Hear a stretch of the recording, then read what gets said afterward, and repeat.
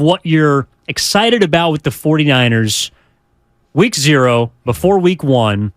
And, we've kind of transitioned. We've gone through the Bosa, the difference, the $4 million. We've gotten into some of the ramifications of that impending contract that we both believe is going to happen.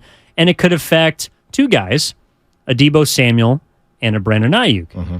And before we get into the nitty-gritty, is there kind of a way that you view the two receivers in San Francisco, or do you look at the room as a whole and say the 49ers are just, they're solid. They're solid at wide receiver? Well, I think they're solid at playmakers, mm-hmm. right? I mean, you never see Brandon Aiyuk and Deebo on the top of any best wide receiver duo lists. And that's not because they're not good. I think some of that is scheme. Obviously, they're both good. I don't know how they're viewed nationally in terms of elite. I think Deebo is viewed as elite. I don't think Brandon Aiyuk is viewed as elite yet, which goes to the conversation of he wants to be viewed as elite, I believe. Mm-hmm. Who we just talked about egos, right? Everybody's got one, and I think Brandon Aiyuk thinks that he can be an elite wide receiver in this league, and he's not in the best system for that. So I don't view the Niners wide receivers separately to the rest of the offense, right? When you look at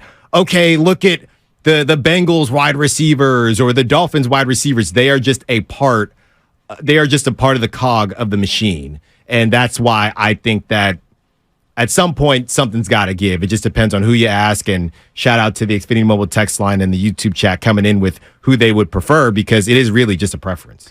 Yeah, no, but that's an interesting point you bring up, Alan, is the fact that when we talk about the 49ers, we talk about their weapons as being, if not the best, one of the best in football. Right. And yet, when you go into each position, well, no one's a clear-cut number one best in their spot. Besides McCaffrey, but even some might want a Derrick Henry type power back. Mm-hmm. I think McCaffrey fits this 49ers offense better than probably any other running back in the NFL. Mm-hmm. But if you're looking at the overall best one, well, last year it could have been maybe a Saquon, or it could have been a Derrick Henry, or it could, I guess more traditional downhill backs. But McCaffrey does so many different things that with Kyle Shanahan, he is showcased in a way that you can't really showcase any other back. So I'll give you that one. Like George Kittle, I don't think anyone would consider him the best tight end in football. Mm-hmm. I don't think anyone would consider Brandon Aiyuk or Deebo Samuel maybe even top 5 receivers in the NFL. I don't think so. I think they'd both be in the top 10, or Deebo would be, right? I think Aiyuk is really close. I don't know that he would be in the top 10. And that's not a slight on Aiyuk. There are a lot of really good receivers coming in every single season. And I hate to take it to fantasy, because you guys got me doing this fantasy league I didn't even want to do. You got it. But it is, it does, in some... You dragged yourself down with the rest of us. In some facet, it does represent how much action a receiver is getting. And Aiyuk is not a top 10 receiver in fantasy, right? And again, as funny as that sounds, in a way, it does mirror how much somebody is getting targeted and how much meat is on that bone. So depends on who you ask. And Cam, Sam, maybe we can get it on the poll, because it is pretty split right now, the amount of people that want to either keep Deebo or keep Aiyuk and call in. I know Evan didn't want to take it there, but you know what? We made a hard left, and we are taking it there. If it does come down to Deebo or Aiyuk, who do you want? Well, and yeah, we can ask that question. I think Jason has an answer out in Oakland. What's up, Jason? You're on 95.7 The Game with Alan and Evan. To Alan's question, who would you want? Good afternoon, you guys. This is a Styles. That's just your opinion when you say Niners fan probably would want to get rid of Aiyuk. Of course. No, I don't think so. I believe 85% of the time, other teams is putting their best quarterback on Aiyuk. Aiyuk is our best route runner. He's our big receiver.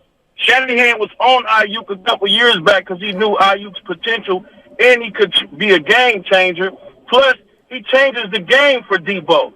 So if we get rid of Aiyuk, then they got to build up another wide receiver to actually run the plays like Aiyuk run the plays, learn the system like Aiyuk, and then we another year off from trying to win the Super Bowl. Aiyuk is probably our best wide receiver, but Deebo is our most impactful wide receiver. So we could not get rid of Aiyuk or Deebo. They're going to have to make some changes or save some money some type of ways. But Aiyuk and Deebo are our best wide receivers. John Taylor and Jerry Rice. We ain't trying to get rid of Aiyuk or Deebo. Okay, but Jason, come on, Jason, that's the question though. If you had to, who would you get rid of?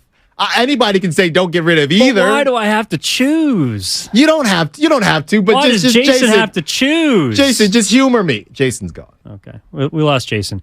No, I think when Brandon Aiyuk is talking about taking off, and he's talking about having a breakout season, and everyone is expecting him to have the breakout year. Mm-hmm. To me, I don't see that as a competition against Deebo Samuel. And that's why, as much as, we can absolutely entertain the question if you want to chime in at 888-957-9570, but I see Brandon Aiyuk as someone who compares himself to his class. Mm-hmm.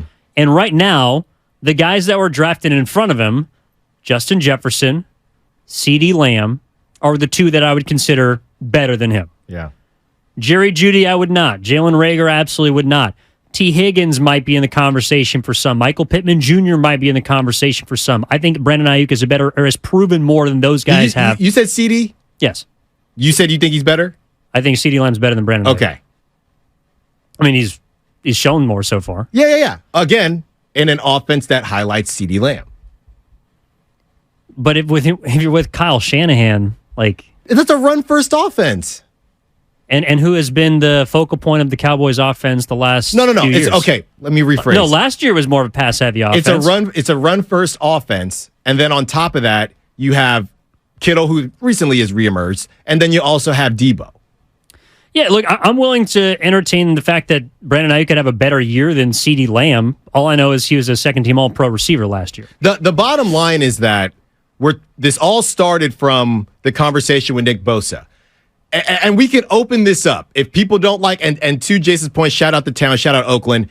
The bottom line is if you pay Nick Bosa, this thing isn't going to last forever, right? So we're talking about which skill players at what point you'd have to move off of. So no, it doesn't have to be Aiyuk or Deebo, but you're not going to be able to do this forever. So who do you feel the best about, right? Or who does it hurt you the least to move off of? You can open it up. It's fine. Now, during the break, we talked about Kittle.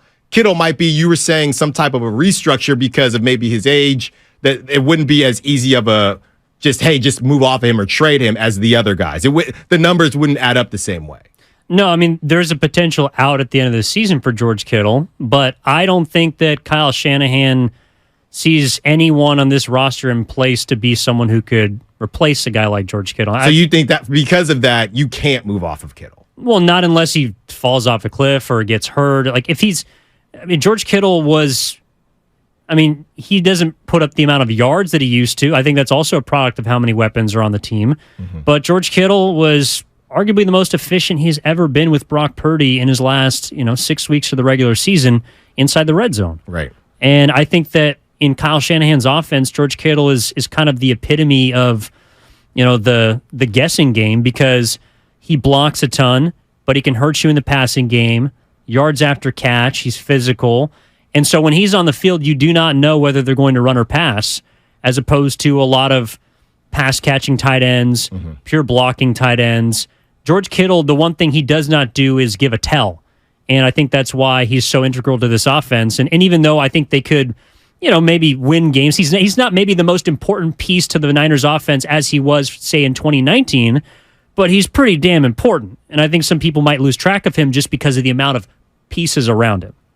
Okay, so if now Kittle is a form of untouchable, I don't think he's an I don't think anyone is untouchable. A form of it. Sure. He's not on your. He's not one of the guys you move off of. Where does that lead us back to? Deebo and Aiyuk, unless you're talking about McCaffrey. Look, and maybe they're willing to restructure. I think personally, I think Christian McCaffrey does a lot of the same things that Deebo Samuel does. Agreed. It's a Spider-Man meme. But the one thing is, Christian McCaffrey is a little bit older than Deebo Samuel is. Except Deebo Samuel doesn't want to play running back, or he doesn't want the workload of a Christian McCaffrey. The way we were talking about this during the break, so I'll just do it. Here we go. Brandon Aiyuk is the logical choice. I'm a single man, Alan. I know you can't speak to this. I'll let you take a play off.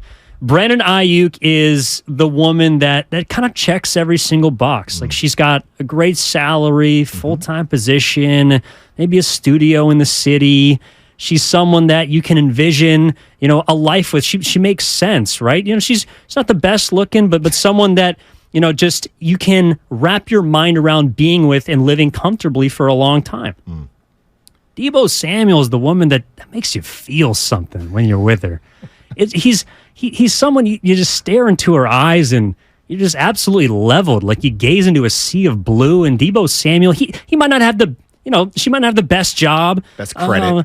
She might not have the best credit score. She might be living, month to month, might be looking for a new gig.